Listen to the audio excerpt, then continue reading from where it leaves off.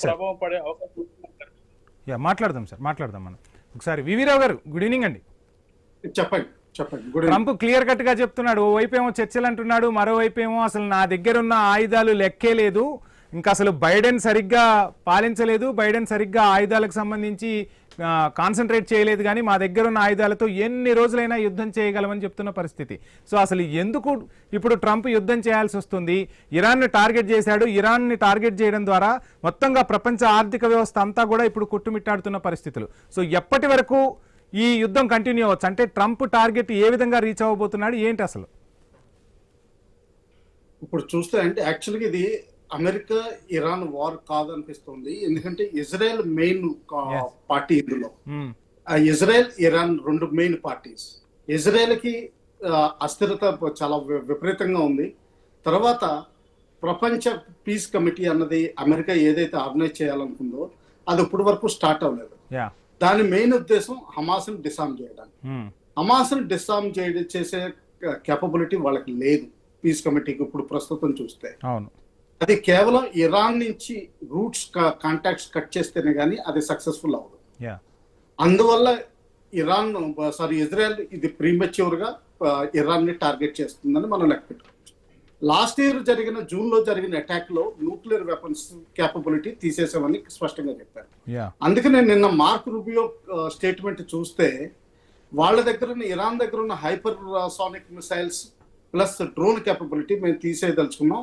అలాగే shallow water capability ఏదైతే mines ఈ జలసంధిలో మైన్స్ పాతగలిగే కేపబిలిటీ ఉందో, అలాగే మిడ్గెట్ డ్రోన్స్ ద్వారా సూసైడల్ అటాక్స్ చేయగలిగే క్షమత ఏదైతే ఉందో వాటిని నిర్మూలించడానికి మేము ప్రయత్నిస్తున్నామని స్పష్టంగా చెప్తున్నాం. కానీ ఇంకోటి కనిపిస్తుంది ఏంటంటే వాళ్ళకి ఇరాన్ లో గవర్నమెంట్ మారిస్తేనే కానీ వాళ్ళకి ఏది ఎయిమ్స్ అచీవ్మెంట్ అయినట్టు కనిపించట్లేదు. ఎందుకంటే స్పష్టంగా ఎయిమ్స్ మాత్రం పబ్లిక్ లో ఎవరికి చెప్పట్లేదు. ఇజ్రాయెల్ మాత్రం ఎయిమ్ చాలా క్లారిటీ.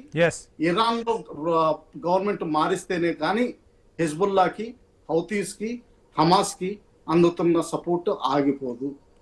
అంతవరకు వాళ్ళు ఏదైనా చేయడానికి సిద్ధంగా ఉన్నారు. అమెరికాకి చాలా విపరీతమైన వార్ కేపబిలిటీ ఉంది. ఇదంతా ప్లాన్డ్ గా షెడ్యూల్డ్ గా చేసినట్టు మనం లెక్క పెట్టుకోవచ్చు. ఎందుకంటే first thing Ukraine Russia talks ని ఏదో ఒకవేళ నాటో అమెరికా అనుకుంటే వారం రోజుల్లో యుద్ధం ఆగిపోతుంది. ఎందుకంటే జెలెన్స్కీ గారి దగ్గర ఏ కేపబిలిటీ లేదు. అది basically NATO capability, American capability. So అది జూన్ వరకు పోస్ట్ పోన్ చేశారు. దాని తర్వాత వెనుజులాను పట్టుకున్నారు. వెనుజులాలో రిహార్సల్ చేశారు. వాళ్ళ మధురోని ఎలా పట్టుకున్నారో ఇక్కడ ఇరాన్ లో పాసిబుల్ అవుతుందా అని ట్రై చేశారు. అది బహుశా సక్సెస్ అవ్వలేదు. అందువల్ల చెప్పి ఈ మిసైల్ రైట్ వివిరావు గారు, మనకు ఒక బిగ్ బ్రేకింగ్ అందుతుంది. దుబాయ్ విమానాశ్రయంపై ఇరాన్ క్షిపణులతో దాడి చేసింది. మొత్తంగా దుబాయ్ ఎయిర్పోర్ట్ ఇప్పుడు తగలబడిపోతున్న పరిస్థితి స్పష్టంగా మనకు కనపడుతుంది. సో బిగ్ బ్రేకింగ్ అయితే అందుతుంది. మొత్తంగా ఇరాన్ క్షిపణులతో విరుచుకుపడుతుంది, దుబాయ్ ని పూర్తిగా టార్గెట్ చేసింది. సో ఎక్కడా కూడా ఆగట్లేదు యుద్ధం. సో ఖచ్చితంగా డ్రోన్లు, క్షిపణుల దాడులు అయితే కొనసాగుతూ ఉన్న పరిస్థితి. కొద్దిసేపటి క్రితమే దుబాయ్ ఎయిర్పోర్ట్ పై దాడి చేశారు. ఎయిర్పోర్ట్ ఇప్పుడు అగ్నికి ఆహుతవుతున్న పరిస్థితి అయితే క్లియర్ కట్ గా మనకు వార్ బ్రేకింగ్ అందుతుంది. సో ఎలా చూడాలంటారు? మొత్తంగా క్షిపణుల మోత మోగిస్తుంది ఇరాన్. సో ఎక్కడా కూడా వెనక్కి తగ్గనంటూ ముందుకు వెళ్తుంది. ఒకవైపు జలసంధిని మూసివేసింది, మరోవైపు ఏ దేశాలైతే తమ సుప్రీం లీడర్ను కోల్పోవడానికి కారణమయ్యాయో వాటన్నింటిపై దాడి చేస్తుంది. అమెరికన్ ఎయిర్ బేస్లను కూడా ఎక్కడికక్కడ అమెరికన్ స్థావరాలపై కూడా దాడులు చేస్తున్న పరిస్థితి. ఏం చెప్తారు? నన్ను అడుగుతున్నారు కదా వివిరావు గారు. బేసికలీ ఏంటంటే ఈ దాడులకు కారణమైన వాళ్ళ మీద స్పష్టంగా చెప్తున్నారు, వాళ్ళు చేస్తున్నారు కూడా. మొత్తం 11 కంట్రీస్ మీద ఇంక్లూడింగ్ సైప్రస్. ఇప్పటి వరకు బ్రిటన్ వాళ్ళకున్న 2 స్థావరాలు సైప్రస్ లో ఏవైతే 2 స్థావరాలు ఉన్నాయో అక్కడి నుంచి పర్మిషన్ ఏమీ ఇవ్వలేదు. అయితే 2 రోజుల క్రితం ప్రెషర్ మీద అవి పర్మిషన్ ఇవ్వడం జరిగింది. తర్వాత ఇంకోటి స్టేట్మెంట్ వింతగా వచ్చింది. బ్రిటన్ ఇప్పటి వరకు సపోర్ట్ చేయకపోయినా కానీ ఇప్పుడు సపోర్ట్ చేస్తుంది. అలాగే జర్మనీ ఇప్పటి వరకు సపోర్ట్ చేస్తుంది. అంటే ఒక పర్మనెంట్ ఈ ఇజ్రాయెల్, యుఎస్ఏ, యూకే, జర్మనీ ఒక కూటమి కింద ఏర్పడుతున్నట్టు మనం లెక్క పెట్టుకోవచ్చు. అలాగే ఇరాన్కి సపోర్ట్లో చైనా డైరెక్ట్ సపోర్ట్ ఇవ్వకపోయినా కానీ ఇండైరెక్ట్ సపోర్ట్ లాజిస్టిక్స్ చైన్ ద్వారా, ఇంటెలిజెన్స్ షేరింగ్ ద్వారా ఇస్తుంది. ఈ రోజు ఒక వర్డ్ వాళ్ళు వాడింది ఏంటంటే ఇరాన్ సార్వభౌమత్వాన్ని ఎవరైనా సరే స్పాయిల్ చేయడం మేము సహించమని చెప్పారు. అంటే దాని ఉద్దేశం ట్రూప్స్ పంపిస్తారా, లేకపోతే వెపన్స్ అండ్ మిసైల్స్ ఇంకా ఎక్కువ వాడతారా?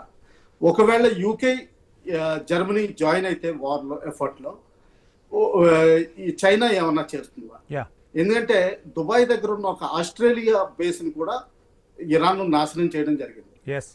అలాగే ఫ్రాన్స్ ఉన్న ఒక బేస్ని కూడా నాశనం చేయడం జరిగింది.